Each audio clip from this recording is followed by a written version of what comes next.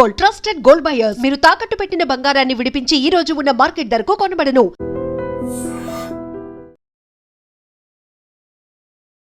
ఒక రకంగా తెలంగాణ సాధనలో ప్రముఖుడు ఎవరైనా ఉన్నారంటే కేసీఆర్ రాజకీయ పరంగా. అలాంటి వ్యక్తి 10 సంవత్సరాలు పరిపాలించిన తర్వాత కూడా మీరు ఈ మాటలు మాట్లాడుతున్నారు. ఎట్లా అంటే 10 ఏళ్ల పాలన వైఫల్యం చెందింది అంటారా మీరు? ఇద్దరం ఇక్కడ ఉన్నాం, మాకు పావుసేరు బియ్యం పెట్టుకుంటే సరిపోతుంది. నా కొడుకు కూతురు అమెరికాలో అద్భుతంగా సెటిల్ అయ్యారు. నేను ఎటువంటి పదవులు తీసుకోను. తెలంగాణ రాష్ట్రానికి కాపలా.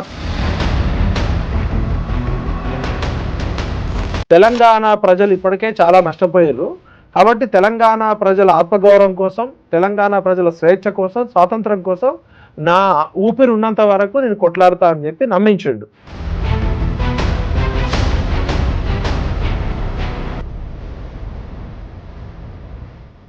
అప్పట్లోనే వాళ్ళకి ఎదిగేది ఇష్టం లేదంటే తర్వాత ఆమె ఎంపీ అయింది, తర్వాత ఎమ్మెల్సీ అయింది. మరి అట్లా ఎదిగేది లేకపోతే ఎంపీ ఎమ్మెల్సీ అయ్యారు కదా. కేటీఆర్ గారు, కవిత గారు అమెరికా నుంచి రాగానే ఇద్దరు ఎమ్మెల్యే టికెట్ కావాలని పోటీ పడ్డారు. పోటీ పడితే అప్పుడు దిలీప్ గారు వీళ్ళు పెద్ద మనుషులంతా కూర్చోబెట్టి ఇద్దరిలో ఎవరికన్నా ఒకళ్ళకే ఇస్తామంటే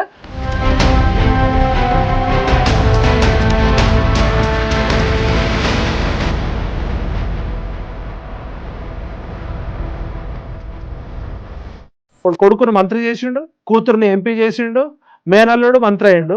ఆయనకి మందు గోళీలు ఇచ్చే సడకుడు కొడుకు సంతోషరావు రాజ్యసభ అయ్యిండు. అంటే ఇప్పుడు ఈ మొత్తం వ్యవహారాన్ని అంతా వాళ్ళ సొంత ఎజెండా, సొంత ఆస్తుల పంపకంలో తేడా వచ్చినందుకు జరుగుతున్నది తప్ప ఇప్పుడు కూడా తెలంగాణ ప్రజలు, తెలంగాణ సమాజానికి సంబంధించిన గొడవ అయితే కాదు ఇది. వీళ్ళ ట్రాక్ రికార్డు 2001లో వీళ్ళ ఆస్తులేంది, 2004లో వీళ్ళ ఆస్తులేంది. తినడానికి తిండి లేని, సొంత ఇల్లు లేని వాళ్ళకి విల్లాలు, ఫామ్ హౌజులు.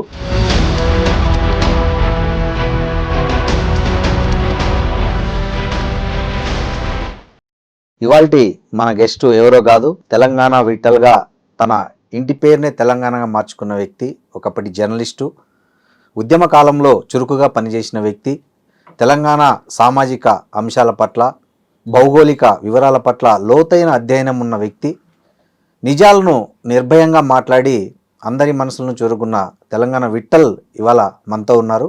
నమస్తే సార్. సార్, ఏం జరుగుతుంది విట్టల్ గారు? తెలంగాణ రాజకీయం చూస్తున్నారు కదా మీరు గత వారం 10 రోజులుగా. ముఖ్యంగా ఏం జరుగుతుంది తెలంగాణ రాజకీయాల్లో? ఈ తరహా పరిణామాలను మీరు ఎలా చూస్తారు? తెలంగాణ అంటేనే తెగింపు, త్యాగం, ధైర్యము, నిజాయితీ. తెలంగాణలో ప్రజల్లో కానీ, తెలంగాణ కల్చర్లో కానీ ఇవ్వడం తెలుసు, తీసుకోవడం తక్కువ. ఎంత ఇవ్వడం అంటే ప్రాణాలను సైతం 1200 మంది పిల్లలు తమ ప్రాణాలను కోల్పోతే వచ్చిన తెలంగాణ నేడు ఈ రాజకీయ నాయకులు కుటుంబ కలహాల మధ్య కుక్కలు చింపిన విస్తరలాగాయి 60 సంవత్సరాల పోరాటం చేసిందనే బాధతో తెలంగాణ వచ్చింది భౌగోళికంగా. కానీ తెలంగాణ అంటే స్వేచ్ఛ, స్వాతంత్రము, ఆత్మగౌరవము. మా ఉద్యోగాలు మాకు కావాలని మొదలైన ఉద్యమంలో రాజకీయ నాయకులకి, కొంతమంది పెత్తందారుల కుటుంబాలకి తప్ప నిరుద్యోగులకి, విద్యార్థులకి, అమరవీరుల కుటుంబాలకి, ఉద్యమకారులకి ఏమీ లాభం జరగలేదనే బాధతో ఇవాళ నేను ఆ మాట మాట్లాడాల్సి వస్తుంది. అంటే కేసీఆర్ తెలంగాణ ఉద్యమాన్ని బాగా ముందుకు నడిపించిన వ్యక్తి. ఒక రకంగా తెలంగాణ సాధనలో ప్రముఖుడు ఎవరైనా ఉన్నారంటే కేసీఆర్ రాజకీయ పరంగా. అలాంటి వ్యక్తి 10 సంవత్సరాలు పరిపాలించిన తర్వాత కూడా మీరు ఈ మాటలు మాట్లాడుతున్నారు. ఎట్లా అంటే 10 ఏళ్ల పాలన వైఫల్యం చెందింది అంటారా మీరు?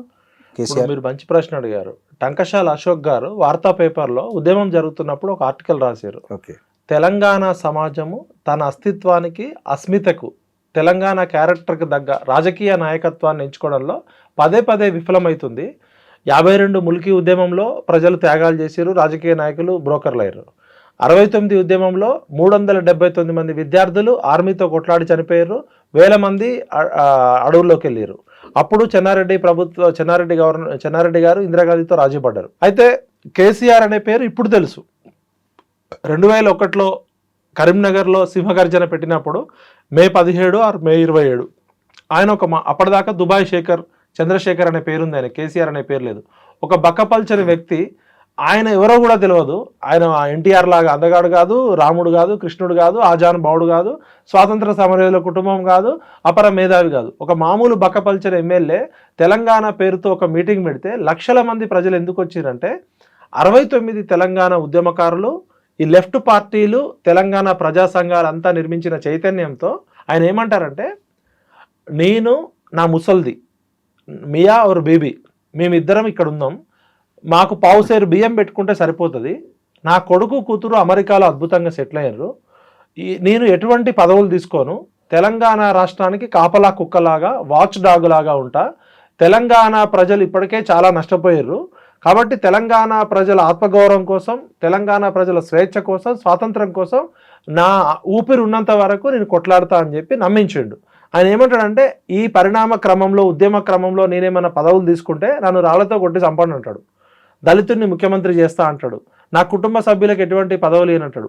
ఆ మాటలతోటి కేసీఆర్ గారు తెలంగాణ సమాజం ముందు అరే నేనేమన్నా తప్పు చేస్తే నన్ను రాళ్లతో కొట్టి చంపమంటుండు, నా కుటుంబంలో ఎవరికి ఎటువంటి పదవులు తీసుకొని అంటుండు అని చెప్పి నమ్మించాడు. అయితే దురదృష్టవశాత్తు తెలంగాణ ప్రజల మంచితనాన్ని, అమాయకత్వాన్ని, ఆవేశాన్ని అడ్డం పెట్టుకొని 2001లో అట్లా మాట్లాడిన కేసీఆర్ 2004 ఎలక్షన్స్లో కాంగ్రెస్ పార్టీతో పొత్తు పెట్టుకొని తెలంగాణ రాకముందే కేంద్ర మంత్రి పదవి తీసుకున్నాడు. ఆ మంత్రి పదవి కూడా ఫస్ట్ షిప్పింగ్ శాఖ తీసుకున్నాడు. తెలంగాణలో సముద్రం లేవు, ఓడర్ రేవులు లేవు. మరి ఆ షిప్పింగ్ శాఖ వల్ల వాళ్ళు ఇచ్చినా కూడా ప్రయారిటీ తెలంగాణకు ఉపయోగపడాలి కదా. ఇప్పుడు ఓడర్ రేవులు, షిప్పింగ్ తర్వాత కార్మిక శాఖ మంత్రి అది వేరు. నేను ఏమంటున్నా అంటే అసలు ఎందుకు తీసుకోవాల్సి వచ్చింది అంటే, నువ్వు అన్నావు కదా ఎటువంటి మంత్రి పదవులు తీసుకోవాలని. మరి 2006-07లో హరీష్ రావు గారికి ఏమో ఎమ్మెల్యే కాకుండానే మంత్రి పదవి ఇచ్చిండు మేనల్లుడికి. 4 మంత్రి పదవులు తీసుకున్నారు, అదైపోయిందా. సెకండ్, నా కొడుకు కూతురు అమెరికాలో ఉన్నారు, వారు రాజకీయాల్లోకి రానని చెప్పిన కేసీఆర్ గారు కొడుకుని తీసుకొచ్చిండు, కూతురుని తీసుకొచ్చిండు. కొడుకుకేమో సిరిసిల్లలో కేకే మహేందర్ రెడ్డి అని మా అన్న ఉద్యమంలో తన జీవితం అంతా కోల్పోయి ఆస్తులు అమ్ముకొని ఎమ్మెల్యేగా గెలవబోతున్న కేకే మహేందర్ రెడ్డి గారి టికెట్ కొడుకుకి ఇచ్చాడు. అవును. కూతురుకేమో తెలంగాణ జాగృతి అనే సంస్థ పెట్టించిండు, తెలంగాణ బతుకమ్మ పేరుతో ఆమెను పాపులర్ చేసిండు. తర్వాత కొడుకును మంత్రి చేసిండు, కూతురుని ఎంపీ చేసిండు, మేనల్లుడు మంత్రి అయిండు. ఆయనకి మందుగోళీలు ఇచ్చే సడకుడు కొడుకు సంతోష్రావు రాజ్యసభ అయిండు, ఆయన బంధువు వినోద్రావు ఎంపీ అయిండు. తెలంగాణ ప్రభుత్వం రాకముందు ఇన్ని పదవులు తీసుకున్నారు. తెలంగాణ ప్రభుత్వం వచ్చినాక మొత్తం 17 మంత్రి పదవులు ముఖ్యమంత్రితో ఉంటే కేసీఆర్ గారు ముఖ్యమంత్రి, కేసీఆర్ గారి కొడుకు మంత్రి కేటీఆర్ గారు, కేసీఆర్ గారి మేనల్లుడు హరీష్ రావు గారు మంత్రి, ముగ్గురు. వాళ్ళ బంధువు దయాకర్ రావు గారు మంత్రి, జూపల్లి కృష్ణారావు గారు వెలమ సామాజిక వర్గం. ఉన్న 17లో 0.1% ఉన్న వెలమ దొరలకి 5 మంత్రి పదవులు ఇచ్చిండు, 6 రెడ్లకి పదవులు ఇచ్చిండు, అంటే 11. 50 to 60% ఉన్న బీసీలకి సరైన ప్రాతినిధ్యం ఇవ్వలే, మహిళలకు 1 మంత్రి పదవి కూడా ఇవ్వలే. 5% ఉన్న రెడ్లకి 6 మంత్రి పదవులు ఇచ్చిండు. 0.1% ఉన్న వెలమ దొరలకి ఆయన కొడుకు, ఆయన కూతురు, ఆయన మేనల్లుడితో పాటు ఇంకో 2 వెలమ దొరలకి ఇచ్చి 5 మంత్రి పదవులు ఇచ్చిండు. మరి అప్పుడు సామాజిక తెలంగాణ అనే అంశం మీకు ఎందుకు గుర్తు రాలే కవితక్క? ఆ రోజు తెలంగాణ అనేది ఎస్సీ, ఎస్టీ, బీసీలు ఎక్కువ మంది ఉన్నారు. శ్రీకృష్ణ కమిషన్ రిపోర్ట్లో స్పష్టంగా చెప్పింది, ఇక్కడ ఉన్న వెలమ దొరలు, ఇక్కడ ఉన్న రెడ్డి పెత్తందారుల చేతిలో మెజారిటీ ఎస్సీ, ఎస్టీ, బీసీ ప్రజలు పేదోళ్ళు ఉన్నారు. తెలంగాణ ఏర్పడితే డీసెంట్రలైజ్ చేసేది, కింది కులాలకు కూడా పాలనలో భాగస్వామ్యం వస్తుందని చెప్పింది. తెలంగాణ పేరుతో మీరు దళితుడిని ముఖ్యమంత్రి చేస్తా అని దగా చేసింది మీ నాన్ననే. ఉప ముఖ్యమంత్రి చేశాడు, దళితుడిని ముఖ్యమంత్రి చేస్తా అని చెప్పాడు. ఆయన ఉప ముఖ్యమంత్రి చేస్తా అని చెప్పాడు. ఆయన చెప్పింది దళితుడిని ముఖ్యమంత్రి చేస్తా అన్నాడు. మరి ఏ రోజన్నా కవిత గారు daddy, oh my dear daddy, దళితుడిని ముఖ్యమంత్రి చేస్తా అని దగా చేసింది ఎవరు? 1200 మంది ఒక్క రక్త బొట్టు చిందకుండా తెలంగాణ తీసుకొస్తా అని చెప్పిన ఓ డాడీ, 1200 పిల్లలు ఎందుకు చచ్చిపోయారు డాడీ అని అడిగినవా కవితక్క? ఆమెకు పదవి ఉంది కదా. ఇప్పుడు పదవులు ఉన్నప్పుడు పెదాలు మూసుకుంటారు. ఇప్పుడు శ్రీశ్రీ గారు ఏమంటారు, ప్రపంచం దుఃఖం అంతా శ్రీశ్రీ గారి దుఃఖం, కృష్ణశాస్త్రి గారి బాధ అంతా ప్రపంచ బాధ అన్నట్టు. ఇప్పుడు కవిత గారికి ఆస్తి పంపకమో, వాటాల కొట్లాటనో, అవమానమో ఏదో జరిగి ఇప్పుడు ఆమె వచ్చి ఇవన్నీ మాట్లాడుతుంది. తను ఇప్పుడు కూడా ఎమ్మెల్సీ ఉంది కదా, అట్లా అనుకుంటే పదవి ఇప్పుడు కూడా తను ఎమ్మెల్సీగా ఉంది. ఆమె ఏమనుకుంటుంది, ఆమె స్థాయి పార్టీ వర్కింగ్ ప్రెసిడెంట్, లేకపోతే రేపు రాబోయే అధికారంలో ముఖ్యమంత్రి పదవి. ఆమె ఏమనుకుంటుంది, హరీష్ రావు నాకన్నా దేనిలో గొప్పోడు, కేటీఆర్ దేనిలో గొప్పోడు, సంతోష్ రావు దేనిలో, ఎందుకంటే వాళ్ళ టాలెంట్ ఏందో ఈమెకు తెలుసు కదా. ఒక రకంగా చూస్తే ఆ కుటుంబం మొత్తంలో కేసీఆర్ తర్వాత షార్ప్ కవిత గారే. కరెక్ట్. ఆమె సొంతంగా తెలంగాణ జాగృతి పెట్టుకొని బతుకమ్మని ఆమె స్వయం కృషి తోటి ఎదిగింది.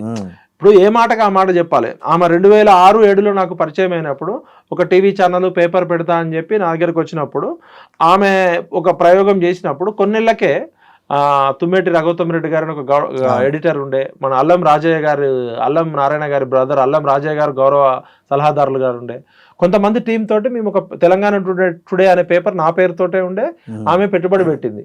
ఒక 2-3 నెలలు కాగానే కవిత గారు పిలిచి కళ్ళెమ్మటి నీళ్లు పెట్టుకొని మా మెయిన్ అకౌంట్ నుంచి నాకు లింక్ కట్ చేసిర్రు, ఈ మీడియా ప్రాజెక్ట్ ఆపేయమంటున్నారు. ఎవరు ఆపేయమన్నారంట? వాళ్ళ కుటుంబ సభ్యులు, వాళ్ళ నాన్న, వాళ్ళ అన్న, వాళ్ళ బావ. అంటే ఎందుకు అంటే ఆమె ఎదగడం వాళ్ళకి ఇష్టం లేదు. ఓకే, ఇది ఇప్పుడు కవిత గారి కన్నీళ్లు నిన్న పెట్టిన కన్నీళ్లు కాదు, 2006-7లోనే కన్నీళ్లు ఉన్నాయి. మరి వాళ్ళే తర్వాత అంతఃపురంలో కొట్లాటలు అవును ఎట్లుంటాయంటే బయటపడే కొద్దిగానే ఉంటాయి, లోపల జరిగే. ఇప్పుడు సమాజంలో జరిగే సంఘర్షణ వాటాల కొట్లాట, ఈ రాజరికంలో లేకపోతే అధికారము డబ్బుల కోసం కొట్లాట ఉంటది. ఇప్పుడు జనరల్ గా మనది పురుషాధిక్య సమాజం, మనం ఎంత అన్నా కూడా మహిళలకి ఇంకా సాధికారత రాలే. అది అట్లాంటిది ఒక వెలమదొరలు, ఫ్యూడల్ వెలమదొరలు నియంతలాగా ఉన్న కేసీఆర్ కుటుంబంలో కూతురులాగా కాకుండా మహిళని మహిళగా కాకుండా వివక్ష ఉంది. అది అంతవరకు నేను ఒప్పుకుంటా. ఇక్కడ ఒకటి పాయింట్ విఠల్ గారు, మీరు చెప్పినట్లు ఆమెకు అప్పట్లోనే వాళ్ళకి ఎదిగేది ఇష్టం లేదంటే, తర్వాత ఆమె ఎంపీ అయింది, తర్వాత ఎమ్మెల్సీ అయింది, మరి అట్లా ఎదిగేది లేకపోతే ఎంపీ ఎమ్మెల్సీ అయ్యారు కదా. కేటీఆర్ గారు కవిత గారు అమెరికా నుంచి రాగానే ఇద్దరు ఎమ్మెల్యే టికెట్ కావాలని పోటీ పడ్డారు. పోటీ పడితే అప్పుడు దిలీప్ గారు వీళ్ళు పెద్ద మనుషులంతా కూర్చోబెట్టి ఇద్దరిలో ఎవరికన్నా ఒకళ్ళకే ఇస్తామంటే అప్పుడు కేటీఆర్ అప్పటి నుంచే పోటీ పడ్డది. ఆమె 2006-7లోనే నాకు ఎమ్మెల్యే టికెట్ కావాలంటే ఆమె అధికారం వచ్చినప్పుడు ఇచ్చిర్రు. ఫస్ట్ అప్పుడు జాగృతి పెట్టిర్రు, బతుకమ్మ అన్నారు, బతుకమ్మకి డబ్బులు ఇచ్చారు, బతుకమ్మ పేరుతో ఎంపీ అయింది. నెక్స్ట్ టైం ఓడిపోయింది కదా. అవును, నిజామాబాద్ ఓడిపోయింది. తర్వాత పాపం ఇప్పుడు ఇక్కడ ఉన్నోళ్ళేమో కేసీఆర్ గారు చుట్టూన్న హరీష్ రావు, కవిత, కేటీఆర్, సంతోష్ వీళ్ళంతా 100,000 కోట్ల లక్షల కోట్లు సంపాదించుకుంటే ఆమెను అప్పుడే ఢిల్లీకి పంపించారు. ఔటర్ రింగ్ రోడ్డుకి పంపిస్తే ఆమె ఢిల్లీలో పోయి 100 కోట్ల లిక్కర్ స్కామ్ ఇరుక్కుంది.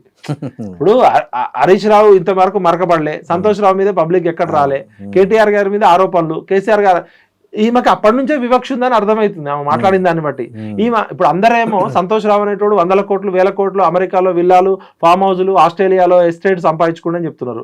హరీష్ రావు ఆగర్భ శ్రీమంతుడు అని చెప్తున్నారు, కేటీఆర్కి ఆస్తులు ఉన్నాయని చెప్తున్నారు. ఈమె బాధ ఏంటంటే నాకు అప్పటి నుంచి మా నాన్న ముఖ్యమంత్రి అయినా కూడా నాకు పెత్తనం ఇయ్యలే, నా పేరు నేను చెప్పింది ఏమి నడవలే, నా పైరవీలు నడవలే కాబట్టి ఆమె పాపం ఢిల్లీ పోయి లిక్కర్ స్కామ్ లో పోయి తెలంగాణ ఇజ్జత్ తీసింది, ఆమె ఇజ్జత్ పోగొట్టుకుంది. పాపం ఇక్కడ అవకాశం లేదు, ఆ వివక్షతో అక్కడికి పోయింది, ఇరుక్కుందో, ఇరికించిందో, ఆమె కావాలని చేసిందో, సిబిఐ తిహార్ జైల్లో ఏం జరిగిందో అదంతా మనకు తెలుసు. అంటే ఇక్కడ ఆమె మీద ఇప్పుడు ఇంతకుముందు ప్రభుత్వంలో ఉన్నప్పుడు ఆమె చాలా ప్రియారిటీ ఉండేది, మీకు తెలుసు. ఎక్కడికి పోయినా నాయకులు కానీ కార్యకర్తలు కానీ క్యాడర్ అంతా కూడా ఆమెకు బ్రహ్మరథం పట్టేవాళ్ళు. సో అట్లాంటి ఆమెను అంటే డబ్బు సంపాదించుకోకుండా నిరోధించే అంటే చాలా పనులు ఏమి చెప్తే జరిగాయని కూడా అంటారు కదా మిగతా పార్టీలో. అంటే లోపల ఏం జరిగిందో పక్కకు పెడితే మనకి నిన్న కవిత గారు చెప్పిన దాన్ని బట్టి అర్థం చేసుకోవాలి. బిట్వీన్ ద లైన్స్ అంటే పేరుకు నేను కేసీఆర్ కూతురునే తప్ప ఆమె ఎవరితో పోల్చుకుంటుంది? హరీష్ రావు, సంతోష్ రావు, కేటీఆర్ తో పోలిస్తే నాకు వివక్ష జరిగింది. ఈ దొంగ కొడుకులు ఒక్కొక్కడు 1000 కోట్లు 100 కోట్లు సంపాదించుకున్నారు. మా నాన్న దేవుడే, మా నాన్న చుట్టూ దయ్యాలున్నాయని చెప్తుంది. నేను మా నాన్నగారికి రాసిన లెటరు, వ్యక్తిగతంగా రాసిన లెటరు లీక్ ఎట్లయింది, ఆ లీక్ వీరులు ఎవరని అడిగింది. దానికి అవతల నుంచి కేటీఆర్ వైపు నుంచి బీఆర్ఎస్ నుంచి ఏమన్నారు, మా పార్టీలో కూడా కొంతమంది కాంగ్రెస్ కోవర్ట్లు ఉన్నారని ఇండైరెక్ట్ గా కవిత వెనకాల రేవంత్ రెడ్డి గారు ఉన్నారని చెప్పిండు. అన్నారు కేటీఆర్, మా కుటుంబ సభ్యులే అన్నారు. ఇంకా చెప్పాలంటే కోవర్ట్లు ఉన్నారు అన్నాడు. కవితని చెప్పాలంటే మా కుటుంబ సభ్యుల్లోనే ఉన్నారని కేటీఆర్ స్పష్టంగా చెప్పాడు. ఆయన డైరెక్ట్ గా కవితని రేవంత్ రెడ్డి ఆడిస్తున్నాడు, ఈమె తోలుబొమ్మ అని చెప్పిండు. అప్పుడు కవిత గారు ఏమన్నారు, మా నాన్నకి నేను రాసిన వ్యక్తిగత లేఖ లీకు చేసిన లీకు వీరులు ఎవరో చెప్పమంటే గ్రీకు వీరులు ఎందుకు మాట్లాడుతున్నారు అన్నది. ఒక ఆయన నల్లగొండ జిల్లా ఆయన 3 అడుగులు ఉండే లిల్లిపుట్టు, ఆయన కూడా మాట్లాడుతుండు, ఆయనకేం తెలుసు అది ఇదని మాట్లాడింది. ఆయన ఏమన్నాడు, నువ్వు 2001లో ఎక్కడున్నావు నేను ఉద్యమాలు చేసినప్పుడు జగదీశ్వర్ రెడ్డి గారు ధీటుగా సమాధానం చెప్పారు. సెకండ్ అది అయిపోయింది. జగదీశ్వర్ రెడ్డి గారిని లిల్లిపుట్ అన్నది, వాళ్ళ అన్నని గ్రీకు వీరుడు అన్నది, వాళ్ళ ఇంకో అన్నని లీకు వీరుడు అన్నది. తర్వాత ఏమన్నది, కార్తీక్ రెడ్డి గారిని పెద్దవాళ్ళ మధ్యలో నువ్వెందుకు వస్తున్నావు బాబు, చిన్న బాబు, నువ్వు లాలీపాప్ చిక్కుండా కూర్చోకుండా పిపర్మెంట్ తినే వయసు నీది, నువ్వు పెద్దవాళ్ళ గొడవలోకి రాగానే కార్తీక్ రెడ్డిని అన్నది. ఇది అయిపోయాక వాళ్ళ నాన్నని మాత్రం దేవుడు అన్నది. ఈ దయ్యాల పేర్లు చెప్పలే. సెకండ్ వచ్చేసి లేటెస్ట్ గా ఏమన్నది లిల్లీపుట్టు 3 అడుగుల లిల్లీపుట్టు అని అవమానించి ఇప్పుడు 6 అడుగుల బుల్లెట్ ఉంది కదా, ఆయన అసలు దొంగ మా దొంగ బావ హరీష్ రావు.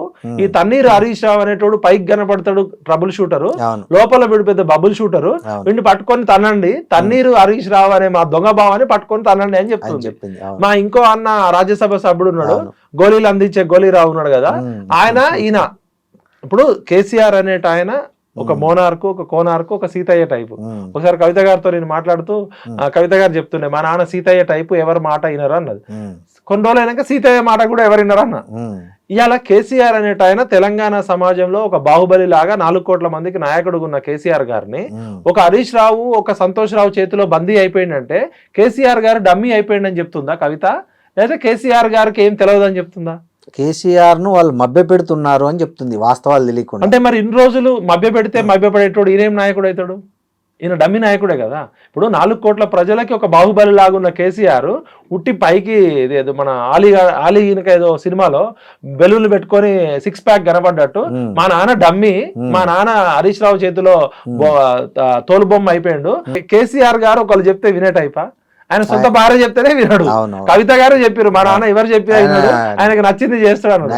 6 గంటల తర్వాత మా నాన్న రూమ్ లోకి పోవాలంటేనే మేము భయపడతాం అంటారు. ఇప్పటికి కూడా ఇన్నయ్య గారు చాలా సార్లు చెప్తారు, కేటీఆర్ అయినా, కేసీఆర్ అయినా, హరీష్ అయినా, సంతోష్ అయినా కేసీఆర్ గారు చెప్పింది చేయాల్సిందే తప్ప ఆయనని ఇన్ఫ్లుయెన్స్ చేసే దశలో ఉన్నారని అనుకుంటే, మరి కేసీఆర్ గారు 10 సంవత్సరాలు ముఖ్యమంత్రిగా ఉండి హరీష్ రావు, సంతోష్ రావు పెత్తనం చేసిందంటే ఆమె చెప్పింది ఒక విషయమే. మరి కేసీఆర్ గారిని బందీ చేసి ఇంకా ఎన్ని వేల కోట్ల, ఎన్ని లక్షల కోట్ల స్కాములు చేశారో అవన్నీ బయట పెట్టాలంటున్నా. ఇవాళ సిబిఐ గానీ, ఏసీబీ గానీ ఫస్ట్ ఎంక్వైరీ చేయాల్సింది కవిత గారిని. కవిత గారు స్పష్టమైన ఆరోపణలు చేశారు. మా నాన్న మంచోడు, మా నాన్న దేవుడు, మా నాన్న శుద్ధపూస, మా నాన్న వెదపూస, మా అన్నకి ఏం తెలియదు, మా అన్నకి హీరోయిన్లను పరిచయం చేసింది సంతోష్ రావు, సమంతాని, రకుల్ ప్రీత్ని, పార్వతి మిల్టన్ని, పాపం మా అన్నకు కూడా ఏం తెలియదు, వీళ్ళిద్దరు చేతిలో బందీ అయిపోయారు, నానా జాగ్రత్త. నిన్న మా సంతోష్ రావు అనేటోడు గ్రీన్ ఛాలెంజ్ పేరుతో మా నాన్న హరితారం పేరుతో 230 కోట్ల మొక్కలు పెట్టి మంచిగా చేయాలనుకుంటే దానిలో కూడా స్కామ్ చేసిండు.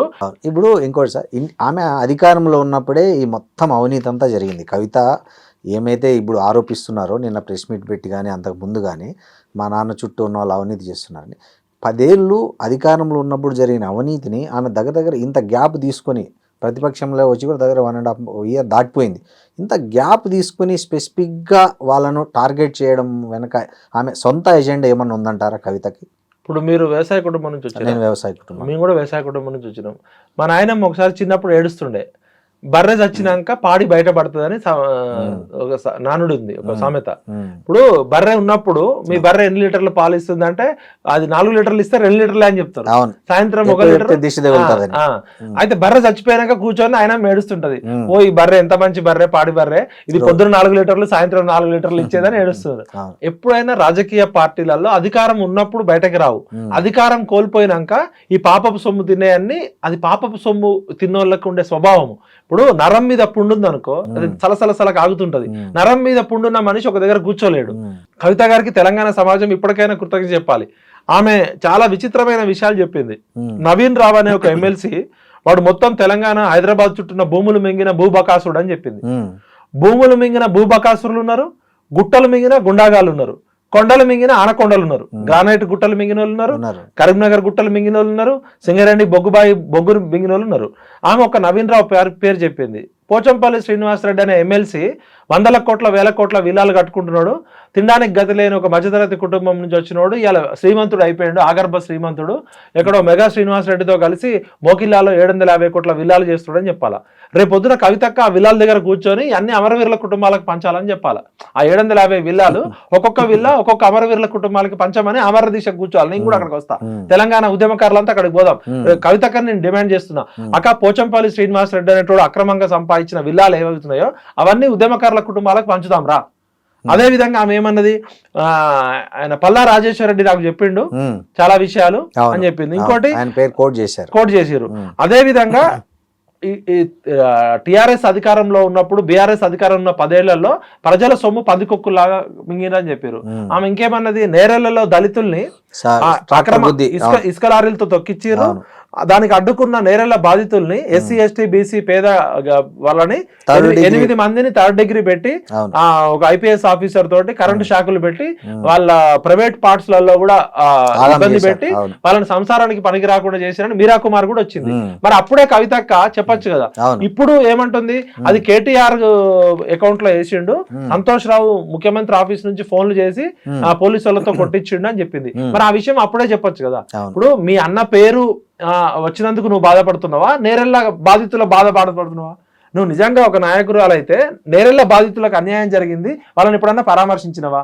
పాపం మీకు అన్యాయం జరిగింది, చేసింది మా అన్న కాదు, ఆ సంతోష్ రావు అనే దుర్మార్గుడు, పోరాడడం దాని ఇప్పుడు అన్నావా? అంటే నీకు అన్యాయం జరిగితే తెలంగాణకు అన్యాయం జరిగినట్టు. 1200 మంది అమరవీరుల కుటుంబాలు ఎప్పుడు సందర్శించలేను. ఆర్టీసీ కార్మికులు 100 రోజులు స్ట్రైక్ జరిగితే 50 మంది చచ్చిపోయారు, ఏ రోజు పోలే మీరు మీ కుటుంబ సభ్యులు. ఇంటర్మీడియట్ పిల్లలు 32 మంది, మీ అన్న మీరు గ్లోబెరీనా అనే కంపెనీ చేసిన అక్రమాల వల్ల 32 మంది టీనేజ్ పిల్లలు చచ్చిపోయారు. నీకు కూడా కొడుకులు ఉన్నారు, కేటీఆర్ కూడా కొడుకు కూతురున్నారు, అదే ఏజ్ పిల్లలు. మరి 32 మంది ఇంటర్మీడియట్ పిల్లలు చచ్చిపోయినప్పుడు రాలే మీకు, ఆర్టీసీ కార్మికులు చచ్చిపోయినప్పుడు మీకు రాలే, చాలా మంది మహిళలని గిరిజన మహిళల్ని గ్యాంగ్ రేప్ చేసి చచ్చినప్పుడు రాలే. అంటే తెలంగాణ ప్రజల బాధ మీకు పట్టదు. అప్పుడు బంగారు తెలంగాణ, సువర్ణ తెలంగాణ, బతుకమ్మ తెలంగాణ. ఇప్పుడు నీకు ఎప్పుడైతే నీ ఇంట్లో నిన్ను పక్కకి పెట్టినప్పుడు అప్పుడు ఇవన్నీ గుర్తొచ్చినాయి. పదవులు ఉన్నప్పుడు పెదవులు ఎందుకు మూసుకున్నావు కవితక్క అని అడుగుతున్నా. ఇప్పటికైనా కవిత గారిని రిక్వెస్ట్ చేస్తున్నా, అక్క నీకు చిత్తశుద్ధి ఉంటే నువ్వు మనం కలిసి పనిచేసినాం, నా మిత్రురాలివి, నేను శ్రేయభిలాషి. నేను ఏమంటున్నా అంటే ఆ 1200 కోట్లు టీఆర్ఎస్ పార్టీ అకౌంట్ లో ఉన్నాయి కదా, అవి రాత్రికి రాత్రి అది తెలంగాణ ప్రజలు తమ రక్త మాంసాలతోటి ప్రజలు ఇచ్చిన ఆస్తి. ప్రతి ఊర్లో తెలంగాణ రాష్ట్ర సమితి బిల్డింగ్లు ఉన్నాయి, అవన్నీ కూడా తెలంగాణ ఉద్యమకారులకు పంచుదాం. ఆ TRS party second richest party కదా, టిఆర్ఎస్ పార్టీని బిఆర్ఎస్ పార్టీగా మార్చే హక్కు మీ నాన్నకు కూడా లేదు. అది ప్రజల త్యాగాల నుంచి, తెలంగాణ ప్రజల ఆకాంక్షల నుంచి, 60 సంవత్సరాల సుదీర్ఘ పోరాటం నుంచి వచ్చిన పార్టీ. టిఆర్ఎస్ పార్టీకి ఓనర్లు తెలంగాణ ప్రజలు. అది ఒక కేసీఆర్ పేపర్ మీద కేసీఆర్ పెట్టుండొచ్చు కానీ దానిలో మా జీవితం కోల్పోయినాం, మా ప్రాణాలు కోల్పోయినాం. కాబట్టి కవితక్క నేను స్పష్టంగా సూటిగా అడుగుతున్నా, నువ్వు రేపు ఇందిరా పార్క్ దగ్గర దీక్ష చేపట్టు, టీఆర్ఎస్ పార్టీని బీఆర్ఎస్ పార్టీగా మార్చి ఆ 1500 కోట్ల రూపాయలు ఉద్యమకారుల కుటుంబాలకి, అమరవీరుల కుటుంబాలకి, నిరుద్యోగులకి పంచుదామని పెట్టు. రేపటి నుంచి లిస్టు స్టార్ట్ చేయి. ఈ 10 సంవత్సరాలు ఎవరెవరైతే పందికొక్కులాగా తిన్నారో, ఈ భూములు మింగిన భూబకాసురుల లిస్టు, కొండలు మింగిన ఆనకొండల లిస్టు, గుట్టలు మింగిన గుండాగాల లిస్టు, తెలంగాణ బడ్జెట్ 30 లక్షల కోట్లు ఈ 10 సంవత్సరాల్లో ఎవరెవరు తిన్నారో వాళ్ళందరూ లిస్టు పెట్టు.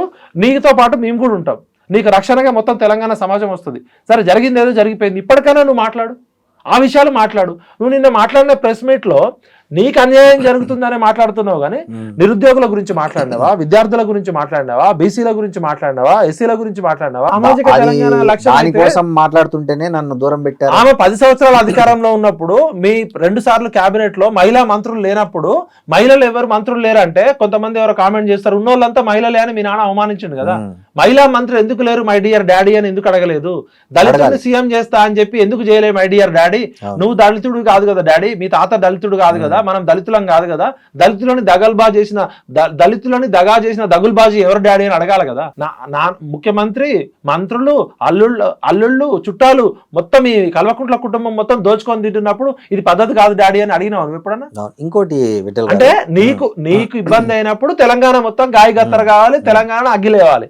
మీరు సంతోషంగా ఇప్పుడు బంగారు తెలంగాణ పేరుతో హరీష్ రావు ఇంట్లో బంగారం ఉంది, మరి ఆ విషయం ముందే చెప్పొచ్చు కదా. మా నాన్న మంచోడు, మా అన్న మంచోడు, ఈ హరీష్ రావు అనే 6 అడుగుల బుల్లెట్ వీడు దొంగ, మా దొంగ బావ తన్నీరు హరీష్ రావు అనేటువంటి పట్టుకొని తన్నాలని ఎందుకు చెప్పలే అప్పుడే? మా సంతోష్ రావు అనేటోడు నల్లికుట్లోడు, వీడు ఏం మాట్లాడాడు కానీ వాడు హ్యాపీగా ఉండడం కోసం ప్రపంచంలో ఉన్న అన్ని దేశాల్లో ఆస్తులు కాపాడుకున్నాడు ఎందుకు చెప్పలే? అంటే ప్రజలు అప్పుడే చెప్తే నీకు నమ్మేటోళ్ళు కదా. అంటే ఇప్పుడు ఈ మొత్తం వ్యవహారాన్ని అంతా వాళ్ళ సొంత ఎజెండా, సొంత ఆస్తుల పంపకంలో తేడా వచ్చినందుకు జరుగుతున్నది తప్ప ఇప్పుడు కూడా తెలంగాణ ప్రజలు, తెలంగాణ సమాజానికి సంబంధించిన గొడవ అయితే కాదు ఇది. అంతేనా? ఒక జర్నలిస్ట్ గా మీరు ఆలోచించండి సార్, వీళ్ళ ట్రాక్ రికార్డు 2001లో వీళ్ళ ఆస్తులేంది, 2004లో వీళ్ళ ఆస్తులేంది, 2014లో వీళ్ళ ఆస్తులేంది, 2020లో ఏంది? బతకడానికి బ్యూటీ పార్లర్లు పెట్టుకున్న వాళ్ళకి బుర్జ్ ఖలీఫాలో బిల్డింగ్లు ఎట్లా వచ్చినాయి? తినడానికి తిండి లేని, సొంత ఇల్లు లేని వాళ్ళకి విల్లాలు, ఫామ్ హౌజులు, ఎస్టేట్లు అమెరికాలో, ఆస్ట్రేలియాలో, ప్రపంచ దేశాలలో ఎక్కడి నుంచి వచ్చినాయి? ఇవాళ వీళ్ళకి ఆస్తులు చాలా ప్రపంచ దేశాల్లో ఉన్నాయని చెప్తున్నారు. మాట్లాడితే అమెరికా పోతున్నారు, దుబాయ్ పోతున్నారు, లండన్ పోతున్నారు ఏదో పేరుతో. మరి ఇలా పదే వీళ్ళు అమెరికాలో ఎక్కడెక్కడ ఆస్తులు పెట్టారు, అవన్నీ బయటకు రావాలి కదా. ఉద్యమం చేస్తే కోల్పోతారు కదా. ఉద్యమం అంటే త్యాగం, ఉద్యమం అంటే ధైర్యం, ఉద్యమం అంటే నిజాయితీ, ఉద్యమం అంటే ఇవ్వడం కదా. మరి మొత్తం ప్రపంచ చరిత్రలో ఉద్యమాలు చేసిన నాయకుల కుటుంబాలు ఆరిపోయినాయి. మీ ఒక్క కుటుంబం మాత్రం ఉద్యమం పేరుతో తెలంగాణ రాకముందే ఆస్తులు వచ్చినాయి. ఇదంతా జనాలకు తెలియదంటారా? వీళ్ళ కుటుంబానికి ఆస్తులు వచ్చింది, లేకపోతే వీళ్ళ అవినీతి చేసింది, వీళ్ళ ప్రామిస్లన్నీ ప్రజలకు గుర్తుంటాయి కదా విఠల్ గారు. మరి అట్లా గుర్తున్నప్పుడు మళ్ళీ సెకండ్ టైం కేసీఆర్ను గెలిపించారు అంటే దాన్ని ఎట్లా అర్థం చేసుకోవాలి? ఇప్పుడు తెలంగాణ ప్రజలు ఏంటంటే అమాయకత్వము, మంచితనము, బారాకూన్ మాఫ్ అన్నట్టు ఫస్ట్ సారి జై తెలంగాణ పేరుతో వచ్చారు. సెకండ్ సారి బంగారు తెలంగాణ అనే స్లోగన్ తోటి ఒక హోప్ కలిగించారు. ఫస్ట్ టర్మ్ కొంచెం బాగానే ఉండే, సెకండ్ టర్మ్ వచ్చినాక వీళ్ళు ఆగడాలు ఎక్కువైపోయి యథా రాజా తదా ప్రజ అన్నట్టు కేసీఆర్ గారిని చూసి కేసీఆర్ కుటుంబ సభ్యులు, కేసీఆర్ కుటుంబ సభ్యులను చూసి ఎమ్మెల్యేలు కూడా ఒక్కొక్క ఎమ్మెల్యే 100 కోట్లు 500 కోట్లు 1000 కోట్లకు ఎదిగేసరికి ప్రజలు బండకేసి బాధిరు. ప్రజలు ఎందుకు ఓడించారు రెండోసారి? ఇప్పుడు ఫస్ట్ సారి కూడా భయపడే 6 నెలల ముందు ఎలక్షన్ పెట్టుకున్నారు. కాంగ్రెస్ మోసపూరిత వాగ్దానాలు నమ్మి ప్రజలు ఓడించారనేది బీఆర్ఎస్ వారు. ఇప్పుడు ఆడలేక మధ్యలో ఓడన్నట్టు, నువ్వు చక్కగా లేక అద్దం బలగొట్టినట్టు, నీ ముఖం బాగాలేక అద్దం పగలకున్నట్టు నువ్వు కుటుంబ పాలన చేసినావు, నువ్వు కుట్రలు చేసినావు, ప్రశ్నించే గొంతుల్ని అణిచేసినావు, స్వేచ్ఛ లేకుండా చేసినావు, స్వాతంత్రం లేకుండా చేసినావు, మాట్లాడితే కేసులు పెట్టినావు, ఈ నియంతృత్వ ధర్నా చౌకులో ధర్నాలు లేకుండా చేసినావు, జర్నలిస్టులు ఎవరైనా మాట్లాడితే కేసులు పెట్టినావు. అందుకనే కదా నీకు ఇలా ఇప్పుడు ఒక తెలంగాణ బాహుబలి లాగా ఉన్న కేసీఆర్ ఫామ్ హౌస్ లో పోయి బిచ్చల దేవుడు లాగా ఫామ్ హౌస్ కి ఎందుకు బందీ అయ్యిండు? ఇలా ఎందుకు బయటకు రాలేకపోతున్నాడు? కన్న కూతురుని, కన్న కొడుకుని, సొంత మేనల్లుడిని, సడ్డకుడు కొడుకుని కూడా కంట్రోల్ చేయలేని కేసీఆర్ ఏ విధంగా నాయకుడు అవుతాడు? ఉత్తరప్రదేశ్ లో ఉన్న వాళ్ళకి, పంజాబ్ లో ఉన్న వాళ్ళకి పోయి ఫ్లైట్లు విమానాలు వేసుకొని పోయి ఇంకా తెలంగాణ రాష్ట్రాన్ని దోచుకుని సరిపోక భారత రాష్ట్ర సమితిని పెట్టుకొని అన్ని రాష్ట్రాలకు వీళ్ళు డబ్బులు పంపించారు కదా. భారతదేశంలో ఉన్న అన్ని ఎంపీ సీట్లకి ఫండింగ్ చేస్తా అని కేసీఆర్ గారు మన రాజ్దీప్ సర్దేశాయ్తో చెప్పిండు కదా. అంటే అంత డబ్బు ఎక్కడి నుంచి వచ్చింది? వీళ్ళు ఏమన్నా ఎలాన్ మాస్కులా, ఇన్ఫోసిస్ నారాయణమూర్తిలా సాఫ్ట్వేర్లు కనిపెట్టిరా, రాకెట్లు కనిపెట్టిరా? తెలంగాణ ప్రజల్ని పీల్చి పిప్పి పిండి చేసిన కాలకేయ కుటుంబం. వీళ్ళందరినీ తిహార్ జైల్లో పెట్టి వీళ్ళ ఆస్తులన్నీ జప్తు చేయాలి. మీరేమో ఇట్లా అంటున్నారు. ఒకవైపు కేసీఆర్ను తెలంగాణ జాతిపిత అని కూడా ఈ మధ్య ఒక కాయిన్ చేశారు ఒక వర్డ్ను. మరి మీరు ఇన్ని లోపాలు చూపిస్తున్న కేసీఆర్ను ఇంకోవైపు నుంచి తెలంగాణ జాతిపిత అని పరిస్థితి ఎందుకు వచ్చింది? ఇప్పుడు రాజు పక్కన బానిసలు ఎప్పుడు భజన చేస్తుంటారు. ఆ భజన గాళ్ళకి ఏంటంటే నెల జీతాలు ఇస్తారు, వాళ్ళు తినడానికి తిండి, కుక్కకు బిస్కెట్ వేసినాక వాళ్ళు తిన్నాక ఎంగిలి మెతుకులు, కుక్క బొక్కలు వేస్తారు. అట్లాంటి బానిసలు ఎప్పుడు డప్పు కొడుతూనే ఉంటారు. ప్రజలు ఏమనుకుంటున్నారు? ఇలా మీరు పోయి ఒక సర్వే చేయండి, కేసీఆర్ కుటుంబం గురించి కానీ కేసీఆర్ గురించి ప్రజలు ఏమనుకుంటున్నారో ఒకసారి మీరు సర్వే చేయండి. వీళ్ళ గతంలో 2001లో ఆస్తులేంది? వీళ్ళు ఏమైనా 100 ఎకరాలు అమ్మిర్రా? వీళ్ళ ఇంట్లో బంగారం అమ్మిర్రా? వీళ్ళ ఇంట్లో ఎవరైనా చచ్చిర్రా? వీళ్ళు ఎవరైనా జైలుకు పోయారా? కేసీఆర్ కుటుంబం మొత్తంలో వారం రోజులకు మించి జైల్లో ఉన్నాడు ఎవరు లేడు. ఏదో ఖమ్మం జైల్లో ఒక రోజు కేసీఆర్ గారు 2 రోజులు పెట్టగానే దీక్ష చేసి ఆయన చావు నోట్లోకి పోయి వచ్చాక కదా తెలంగాణ వచ్చింది. అంటే చావు నోట్లోకి పోయినోడు ఎవడన్నా వచ్చే సంజీవని ఏమైనా మింగిండి ఆయన? ఇవన్నీ డ్రామాలండి. పిల్లలు చచ్చిపోయారు కదా, ఆయన చావు నోట్లోకి పోయి వచ్చి బయటకు వచ్చి 2 సార్లు ముఖ్యమంత్రి అయ్యిండు, లక్షల కోట్లు సంపాదించుకుండు. మరి చచ్చిపోయిన 1200 మంది గొప్పోళ్ళ, చావు నోట్లో తలబెట్టినోడు గొప్పోడా? ఇప్పుడు మీరు కేసీఆర్ 10 ఏళ్ల పాలన చూశారు, ప్రస్తుతం రేవంత్ రెడ్డి 1.5 సంవత్సరం పాలన. ఇద్దరిలో ఏమన్నా వ్యత్యాసం ఉందా, లేకపోతే ఏంటి, ఏమంటారు ఇద్దరు? ఇప్పుడు కేసీఆర్ గారు అధికారం చేపట్టినప్పుడు 2014లో తెలంగాణ ధనిక రాష్ట్రం. కేసీఆర్ గారు 2024లో రేవంత్ రెడ్డి గారికి చేతికి ఇచ్చేటప్పుడు తెలంగాణ అప్పుల కుప్పైంది. 4 లక్షల కోట్లేమో ఎఫ్ఆర్బిఎం పరిధి లోబడి చేసిన అప్పులు, ఎఫ్ఆర్బిఎం పరిధికి మించి 32 కార్పొరేషన్లు పెట్టి ఒక 3 లక్షల కోట్లు చేశారు. అంటే 7 లక్షల కోట్ల అప్పుల కుప్ప చేసి అడుక్కోనే బొచ్చ, మన ఈ జల్లడి ఉంటది కదా, ఆ బొచ్చకు కూడా జల్లడే. దానిలో ఎన్ని నీళ్లు పోసినా కింద పడిపోతాయి. ఇప్పుడు అంగన్వాడీ గుడ్లకి డబ్బులకి జీతాలు ఇవ్వలేని పరిస్థితి కేసీఆర్ గారు ఆ సెకండ్ టర్మ్ ఎండింగ్ లో. నెల జీతాలకు డబ్బులు ఇవ్వలేని పరిస్థితి. అంటే కుక్కలు జింపని విస్తర చేసి అంత ఆగం చేసి కచరా పాలన చేసిండు, అప్పుల కుప్ప చేసిండు అనే రేవంత్ రెడ్డి గారిని ముఖ్యమంత్రి చేశారు. రేవంత్ రెడ్డి గారి పరిస్థితి ఆపరేషన్ సక్సెస్ పేషెంట్ డెడ్ లాగా. ఎంత చేసినా డబ్బులు ఎక్కడ ఉన్నాయి పాపం? ఏ మాటకు ఆ మాట చెప్పాలా? రేవంత్ రెడ్డి కష్టపడుతున్నాడు కానీ ఆయనకి ఏమైతుంది? డబ్బులు లేవు కదా. నాకు అర్థం కాలేదు. ఇప్పుడు కాళేశ్వరం మీద కమిటీ వేశారు, ఆ కమిటీ రిపోర్ట్ ఇచ్చింది. సో ఒక రాష్ట్ర ప్రభుత్వానికి దాని మీద యాక్షన్ తీసుకునే అవకాశం ఉంటుంది. అయినా కూడా రేవంత్ రెడ్డి గారు కాళేశ్వరం మీద సిబిఐకి వెళ్ళడం అంటే, ఒకవైపు మనం చూస్తున్నాం రోజు వాళ్ళ పార్టీ రాహుల్ గాంధీ గారు ప్రతిరోజు మాట్లాడుతున్నారు, సిబిఐ కానీ ఈడీ కానీ ఈసీ కానీ అన్నీ కేంద్రం చేతిలో కీలుబొమ్మలు అని చెప్పి ఆయన ఒకవైపు చెప్తున్న ఈ సందర్భంలో మరి రేవంత్ రెడ్డి కాంగ్రెస్ ముఖ్యమంత్రిగా ఉంటూ ఈ కాళేశ్వరం కేసును సిబిఐకి అప్పగించడం అంటే అది అంటే దాన్ని ఎట్లా అర్థం చేసుకోవాలి? సింపుల్ ఎగ్జాంపుల్ సార్, నేను ఒక జిల్లా ఎస్పీని, మీరు ఒక జిల్లా ఎస్పీ. నేను ఖమ్మం జిల్లా ఎస్పీని, మీరు పక్కన ఉన్న ఆంధ్రప్రదేశ్ లో ఉన్న విజయవాడ ఎస్పీ అనుకుందాం, కృష్ణా జిల్లా ఎస్పీ అనుకుందాం. ఒక పెద్ద దొంగతనం చేసిండు, ప్రపంచంలోనే అతిపెద్ద దొంగతనం జరిగింది, ఏదో గుప్త నిధిలో ఏదో దొంగతనం జరిగింది. నేను రోజు ప్రెస్ మీట్ పెట్టి చెప్తున్నా, ఆ దొంగ నిన్న రాత్రి అక్కడ కనబడ్డాడు మా ఖమ్మం జిల్లా అడవుల్లో, 7 అడుగులు ఉన్నాడు, ఇంత లావు ఉన్నాడు, ఇట్లున్నాడు, మొత్తం ఆయిల్ పూసుకున్నాడు, ఆ దొంగని మేము పట్టుకున్నాం, కొద్దిసేపట్లో లో పారిపోయాడు, పట్టుకుంటాం, వలయేస్తాం, ఆయన గాల్లో ఎగురుతున్నాడు, నీటిలో తేలుతున్నాడు, మామూలు దొంగ కాదు, అరవీర భయంకరమైన దొంగ అని రోజు ప్రెస్ మీట్ పెడుతున్నా. ఇప్పటికే 2 సంవత్సరాలు డిమాండ్ చేశారు, డిమాండ్ చేశారు, బండి సంజయ్ గారు డిమాండ్ చేశారు, కిషన్ రెడ్డి గారు డిమాండ్ చేశారు. ఆల్రెడీ మీ దగ్గర నేషనల్ డ్యామ్ సేఫ్టీ అథారిటీ ఇచ్చిన రిపోర్ట్ ఉంది, విజిలెన్స్ కమిషన్ ఇచ్చిన రిపోర్ట్ ఉంది, అనేక ఆరోపణలు ఉన్నాయి. నిన్న స్వయంగా కేసీఆర్ గారి కూతురే కాళేశ్వరంలో అవినీతి జరిగింది, ఈ అవినీతి అంతా మా దొంగ బావ, మా కొంగ బావ తన్నీరు హరీష్ రావు చేసిండు అని చెప్తుంది. మా సంతోష్ రావు, హరీష్ రావు ఇద్దరు పేర్లు చెప్పింది. మీరు ఇమీడియట్ గా కవిత గారిని ఇంట్రాగేషన్ కి పిలవండి, హరీష్ రావుకి అన్ను నోటీసులు ఇవ్వండి, సంతోష్ రావుకి నోటీసులు ఇవ్వండి. మీరు దయచేసి హోమ్ మినిస్టర్ అమిత్ షా గారిని, బండి సంజయ్ గారిని, కిషన్ రెడ్డి గారిని చేతులు ఎత్తి మొక్కుతున్నా. అమిత్ షా గారు చెప్పారు కల్వకుంట్ల కుటుంబం మొత్తం లక్షల కోట్లకు అవినీతి చేస్తారని, రాహుల్ గాంధీ గారు చెప్పారు. మరి ఇన్ని ప్రూఫ్స్ ఉన్నాక ఇంకా మీరు ఎందుకు తాత్సారం చేస్తారు? గతంలో ఉన్న సిబిఐ సహారా కేసు క్లోజ్ అయిందా? దానిలో కేసీఆర్ గారు నిర్దోష దోష కూడా చెప్పట్లే కదా. ఇప్పుడు 2014లో సిబిఐ ఎంక్వైరీ చేసింది, ఇప్పుడు 11 సంవత్సరాలు అవుతుంది. అంటే సిబిఐకి వచ్చింది ఇప్పటికే 8,000 కేసులు పెండింగ్ ఉన్నాయి అంటున్నారు. మరి కేసు ఎప్పుడు తేలుతుంది? కేసీఆర్ బతుకున్నప్పుడు తేలుతుందా? రిటైర్డ్ ఇంజనీర్లు బతుకున్నప్పుడు తేలుతుందా? లేకపోతే కేసీఆర్ మనవడు వచ్చేదాకా తేలుతుందా? దయచేసి అమిత్ షా గారు ఇమీడియట్ గా ఫాస్ట్ ట్రాక్ తోటి పెట్టండి. లేకపోతే బీజేపీ కూడా ఇలా రేవంత్ రెడ్డి మారి మీద అనుమానం వచ్చేసింది, బీజేపీ కూడా కలిసే ఉన్నది అనుకుంటాం. ఇప్పుడు ఒక విచిత్రమైన ఆరోపణలు జరుగుతున్నాయి ఈ తెలంగాణ 3 పార్టీల్లో. బీఆర్ఎస్ ఏమంటుందంటే కాంగ్రెస్ బీజేపీ కుమ్మక్కైంది, అందుకే రేవంత్ రెడ్డి దాన్ని సిబిఐకి ఇచ్చాడు కాబట్టి క్లియర్గా తెలిసిపోతుంది కాంగ్రెస్ బీజేపీ కుమ్మక్కైందని బీఆర్ఎస్ అంటుంది. వేరే కాంగ్రెస్ ఏమంటుందంటే బీజేపీ బీ టీం అంటేనే బీఆర్ఎస్, సో వాళ్ళిద్దరూ కుమ్మక్కయ్యారు అనేది కాంగ్రెస్ నాయకులు. అసలు ఈ కన్ఫ్యూజన్ ఉంది బాగా. అంటే సామాన్య ప్రజలకు, తెలంగాణ ప్రజలకు కానీ ఏ ప్రజలకైనా ఎవరితో కుమ్మక్కయ్యారనే దాంట్లో క్లారిటీ కావాలి. మీరు ఒక జర్నలిస్ట్గా, ఒక విశ్లేషకుడిగా, తెలంగాణ రాజకీయాలను అన్నింటినీ బాగా దగ్గరగా చూస్తున్న వ్యక్తిగా ఇవి ఏది కరెక్ట్ అంటారు? ఇప్పుడు ఇవాళ రాజకీయ పార్టీలన్నీ చెప్పేది ఒకటి, చేసేది ఒకటి. సిద్ధాంతాలేమో ప్రజల కోసం, రాద్ధాంతం అంతా ధనం కోసం. ధనం మూలం ఇదం జగత్తు. ఇలా మెగా కృష్ణారెడ్డి ఇంటి ముందు బానిసల్లాగా, అటెండర్ లాగా తిరిగే రాజకీయ నాయకులు ఎవరో మనకు తెలుసు. మెగా కృష్ణారెడ్డి గారి ఇసిన ఎంగిలి మెతుకుల కోసం అన్ని రాజకీయ పార్టీలు కక్కుర్తి పడుతున్నాయి. దీన్ని బట్టి 3 పార్టీలు పొద్దునేమో ప్రెస్ మీట్లలో, టీవీ ఛానళ్లలో, అసెంబ్లీలో తిట్టుకుంటాయి. సాయంత్రం కాగానే ముగ్గురు కలిసి మందు విందు చిందు వేసుకుంటూ మెగా కృష్ణారెడ్డి ఇచ్చే సూట్ కేసుల కోసం ఆగబడతాయి. అంటే వెన్నెముక లేని నాయకులని అర్థమవుతుంది. మరి మెగా కృష్ణారెడ్డి పేరు ఎందుకు రావట్లే? ఏ పార్టీ అధికారంలోకి వచ్చినా మెగా కృష్ణారెడ్డి లేకపోతే కొంతమంది కాంట్రాక్టర్ల పేర్లు మాత్రం రావు. ఇప్పుడు రాజకీయ నాయకులే ఇంత కరప్షన్ చేస్తే, రాజకీయ నాయకులకి కరప్షన్ ఇచ్చినోడు, డబ్బులు ఇచ్చినోడు, లంచాలు ఇచ్చినోడు వాడెంత కరప్షన్ చేస్తాడు?